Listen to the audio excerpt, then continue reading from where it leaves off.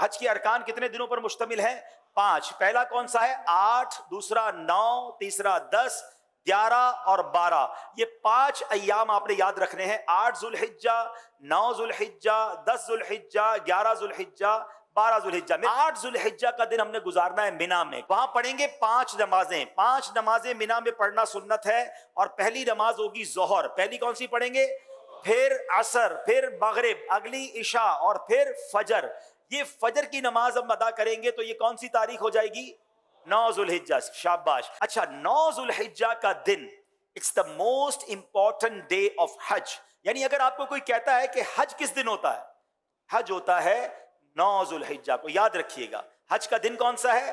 9 ذوالحجہ۔ یہ وقوف عرفہ، یہ حج کا رکن اعظم ہے، دا موسٹ امپورٹنٹ رکن آپ کہہ لیں۔ حج کے 3 فرائض ہیں، احرام پہننا، نیت کرنا اور طواف الزیارہ، لیکن رکن اعظم ہے وقوف عرفہ۔ تو وقوف عرفہ جو ہے یہ موسٹ امپورٹنٹ ڈے ہے۔ 9 ذوالحجہ کا دن آپ نے عرفات میں گزارنا ہے۔ اچھا، اب 9 ذوالحجہ عرفات میں جب آپ پہنچیں گے تو وقوف عرفہ کا جو وقت شروع ہوتا ہے، جب جس کو کہیں کہ عرفات کے دن کا وقوف کا وقت شروع ہوتا ہے، جب ظہر کا وقت شروع ہوتا ہے نا تو یہ وقت شروع ہو جاتا ہے۔ سبحان اللہ۔ جیسے ہی ظہر کا وقت شروع ہوا، جتنے لوگ عرفات میں احرام کی نیت کے ساتھ موجود ہیں وہ سب کے سب حاجی ہو جاتے ہیں۔ لیکن عرفات سے غروب آفتاب تک نہیں نکلنا۔ جب تک غروب آفتاب، مغرب کا ٹائم نہ ہو جائے، آپ نے عرفات نہیں چھوڑنا۔ جو اس سے پہلے نکل جاتا ہے اس پر دم ہو جائے گا۔ تو یاد رہے، ظہر کے وقت میں ظہر پڑھنی ہے، عصر کے وقت میں عصر پڑھنی ہے۔ اپنے اپنے خیموں میں پڑھیں یا جماعت کر لیں اور وہاں عبادت کریں، دعائیں کریں۔ غروب آفتاب سے پہلے پہلے عرفات کو نہیں چھوڑنا ہے۔ اب جب غروب آفتاب کے بعد آپ نکلیں گے تو اب جانا ہے مزدلفہ، اور مزدلفہ پہنچ کر اللہ کی شان دیکھیں۔ عرفات میں مغرب کا وقت ہو گیا ہے مگر مغرب پڑھنے کی اجازت نہیں ہے۔ اچھا، مزدلفہ میں بھی مغرب اور عشاء پڑھیں گے مگر عشاء کا وقت شروع ہو جانے کے بعد پڑھیں گے۔ یعنی عشاء کا وقت شروع ہو گیا، اب مغرب اور عشاء پڑھیں گے، اور اس کو ملا کر پڑھنے کا طریقہ یہ ہے کہ مغرب کے پہلے فرض پڑھیں گے، پھر عشاء کے فرض پڑھیں گے، پھر مغرب کی نوافل، مغرب کی سنتیں اور نوافل، پھر عشاء کی سنتیں وتر وغیرہ ادا کیے جائیں گے۔ اب یہ رات ہے 10 ذوالحجہ کی رات، صبح 10 ذوالحجہ ہے، یہ رات گزاریں گے مزدلفہ میں، اور اس رات عبادت بھی کریں گے۔ اور یہاں فجر کی نماز پڑھنا یا فجر کے وقت میں یہاں ہونا ضروری ہے، کیونکہ مزدلفہ کا جو وقوف کا وقت ہے یہ جب شروع ہوتا ہے کہ جب فجر کا وقت شروع ہوتا ہے۔ اچھا، اب صبح ہو گئی، یہ صبح کون سی ہے؟ کون سی تاریخ ہو گئی؟ 10 ذوالحجہ۔ پاکستان میں کیا ہوتا ہے؟ کون سی عید ہوتی ہے؟ بقرعید۔ حاجی دیکھو کیسے کمال کی عید منا رہا ہوتا ہے، لوگ اچھے اچھے کپڑے پہنے ہیں، خوشبو لگائے گھوم رہے ہوتے ہیں، ایک دوسرے سے عید مبارک کر رہے ہوتے ہیں۔ حاجی کے احرام بھی میلا، اس کے بال بھی بکھرے ہوئے، اس کی آنکھیں بھی نیند سے، تھکن سے چور ہے۔ یہ کیسی عید ہے؟ واللہ یہ ساری دنیا کی عیدوں سے اچھی عید، ہائے ہائے، کیونکہ اللہ کو یہ میلا کچیلا حاجی بڑا پسند ہے۔ آج عید کا دن ہے اور حاجی کو 3 کام کرنے ہیں، 10 ذوالحجہ کو 3 کام کرنے ہیں، اور یہ تینوں کام ایک ترتیب سے، سیکوینس سے کرنا بڑا ضروری ہے۔ ٹھیک ہے، یاد رکھیے گا۔ پہلے حاجی نے کیا کرنا ہے؟ رمی کرنی ہے۔ کیا کرنا ہے؟ اس کو رمی کرنی ہے شیطان کو کنکریاں مارنی ہے، بڑے شیطان کو۔ اس دن ایک ہی جمرے کو، ایک ہی شیطان کو کنکریاں مارنی ہے، 7 پتھر مارنے ہیں۔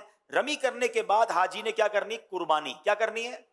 اچھا، رمی کر لی تو قربانی، جو بھی کرنے والا اس کو بتائیں گے میں نے رمی کر لی، وہ اس کی قربانی ہو جائے گی۔ قربانی ہو گئی تو اس کے بعد حاجی نے حلق کروانا ہے یا قصر کروانا ہے، تقصیر کرنی ہے، بال اتروانے ہیں۔ اب وہ احرام سے فارغ ہو گیا۔ جناب والا کتنے دن ہوئے ہیں؟ 2.25 دن تو ہوئے ہیں۔ 10 ذوالحجہ، 8 کو تو احرام باندھا تھا اور 10 کو فارغ ہو گیا۔ ٹھیک ہے، تو نو ٹینشن ایٹ آل۔ اب ساری پابندیاں ختم ہو گئی ہیں احرام کی، خوشبو بھی لگائیں، سلے ہوئے کپڑے بھی پہنے، انجوائے کریں۔ صرف ایک پابندی باقی ہے جو مرد و عورت کی پابندی ہے۔ اب جب طواف الزیارہ کر لیں گے وہ پابندی بھی ختم ہو جائے گی، تو ٹینشن احرام کی نہیں لینی ہے۔ 2.5 days، 2.25 دن، 2.5 دن میں آپ احرام سے آلموسٹ فارغ ہو جائیں گے۔ اب آپ کا ایک بڑا فرض باقی ہے، اور وہ کیا ہے؟ طواف الزیارہ۔ طواف الزیارہ اس کا نام ضرور ہے مگر چکر اس کے بھی ساتھ ہی ہیں، وہ نارمل طواف کی طرح ہے، مگر یہ طواف زیادہ انجوائبل ہے کہ اس طواف میں اب آپ کپڑے پہنے ہوئے ہیں، اب آپ احرام میں نہیں ہیں، اب آپ اپنے لباس کے ساتھ بڑے سکون سے طواف الزیارہ کریں گے۔ اور پھر ایک واجب ہے، وہ ہے حج کی سعی۔ تو طواف الزیارہ اور سعی آپ نے کرنی ہے۔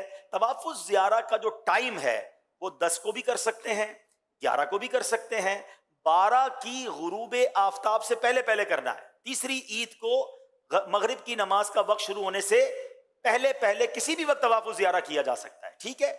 और जो सई है, जो तवाफ़ुज़ ज़ियारा के बाद करने वाली हज की सई है, वो आप कभी भी कर सकते हैं, 12 के बाद भी कर सकते हैं, लेकिन आप बेहतर है कि तवाफ़ुज़ ज़ियारा के साथ कर लें ताकि एक चीज कंप्लीट हो जाए। अब 11 और 12 ज़ुल्हिज्जा में दो मजीद आपने काम करने हैं।